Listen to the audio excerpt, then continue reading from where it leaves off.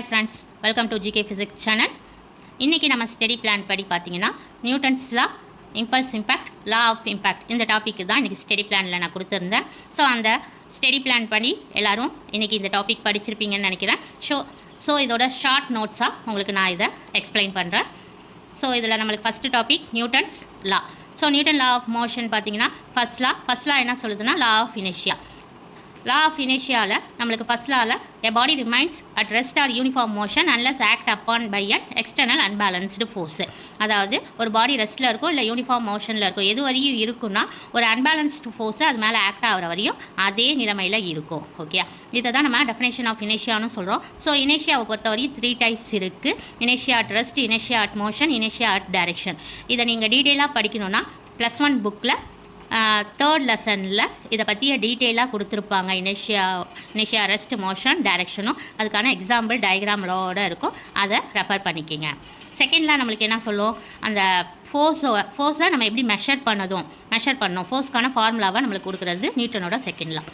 So rate of change of momentum proportional to force occur in the direction of force. So F = dp/dt. இங்கே constant மாஸாக எடுத்துக்கிட்டால் F = ma.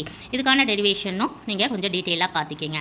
Third law நம்மளுக்கு எல்லாருக்குமே தெரியும், every action there is equal and opposite reaction. இல்லை action and reaction வந்து different பாடிஸில் தான் இருக்கும். இதே ஒரு இம்பார்ட்டன்ட் 1 மார்க் கொஷின் தான். இந்த 3 லாவையும் நீங்கள் டீட்டெயிலாக 11th புக்லேயே படிச்சுக்கலாம். இதுக்கான சம்ஸ் ப்ராப்ளம்லாம் நான் உங்களுக்கு அடுத்த வீடியோவில் அப்லோட் பண்ணுறேன். நெக்ஸ்ட் பார்த்தீங்கன்னா நெக்ஸ்ட் டாபிக் இம்பல்ஸ். இம்பல்ஸ் பார்த்தீங்கன்னா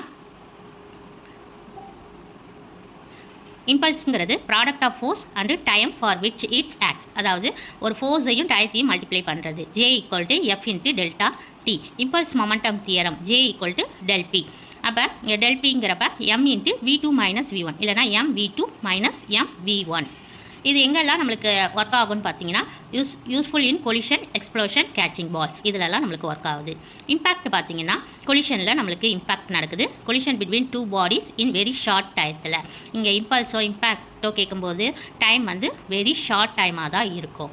ஸோ டைப்ஸ் ஆஃப் இம்பேக்ட் பார்த்தீங்கன்னா 2 டைப்ஸ் இருக்குது. Direct impact, oblique impact. Direct இம்பேக்ட்டுங்கிறது ஸ்ட்ரைட் லைனில் நடக்கிறது. ஆப்ளிக் இம்பேக்ட்டுங்கிறது மோஷன் அட் அண்ட் ஆங்கிள்ஸ், ஒரு ஆங்கிளை கிரியேட் பண்ணக்கூடியது. இந்த லா ஆஃப் இம்பேக்டை பார்த்தீங்கன்னா law of conservation of linear momentum. எப்போ கன்சர்வேஷன் ஆஃப் லீனியர் மொமெண்டம் இருக்கும், எக்ஸ்டர்னல் ஃபோர்ஸ் வந்து 0வாக இருக்கிறப்ப, அதாவது நோ எக்ஸ்டர்னல் ஃபோர்ஸ் ஆக்ட். அப்போ லீனியர் மொமெண்டத்துக்கான equation m1u1 + m2u2 = m1v1 + m2v2. Next பார்த்தீங்கன்னா இல்லை important law of restitution E = relative velocity of separation divided by relative velocity of approach. Direct இம்பேக்டில் E = V2 - V1 divided by U1 - U2.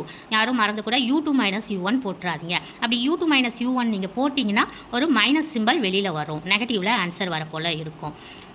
ஓகேங்களா? இல்லை ஈங்கிறது coefficient of restitution. இந்த ஈயோட value very important. 0 to 1 இந்த ரேஞ்சுக்குள்ளே தான் எனக்கு ஈயோட வேல்யூ வரும்.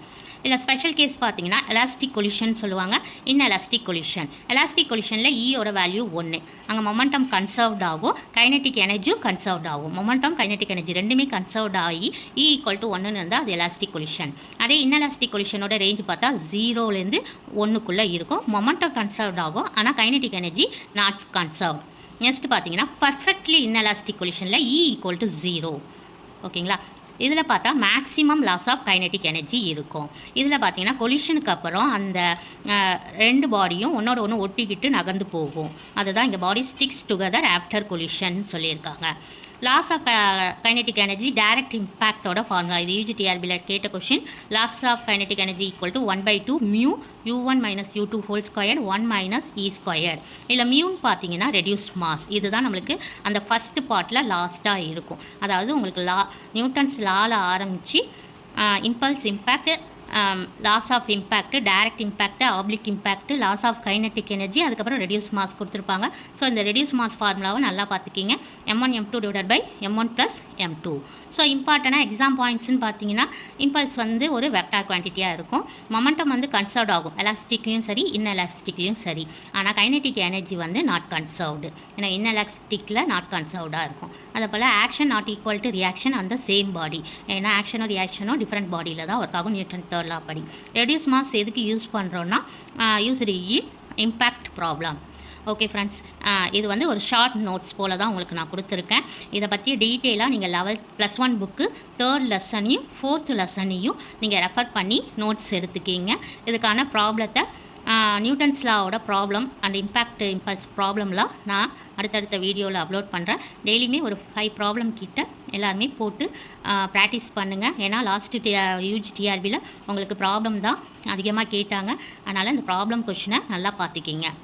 Okay friends, நம்ம நெக்ஸ்ட் வீடியோவில் பார்க்கலாம். தேங்க்யூ. மறக்காமல் ஸ்டடி பிளானை ஃபாலோ பண்ணி டெய்லியுமே படிச்சுக்கிட்டே இருங்க. எப்போ நோட்டிஃபிகேஷன் வருதுன்னு பார்த்துட்டு இருக்காதிங்க. நோட்டிஃபிகேஷன் வரத்துக்குள்ளே சிலபஸை கம்ப்ளீட் பண்ணணும். அதனால் உங்களோட படிக்கிற வேகத்தை இன்னும் அதிகப்படுத்துங்க. நிறைய டைம் ஒதுக்குங்க. Okay friends, thank you.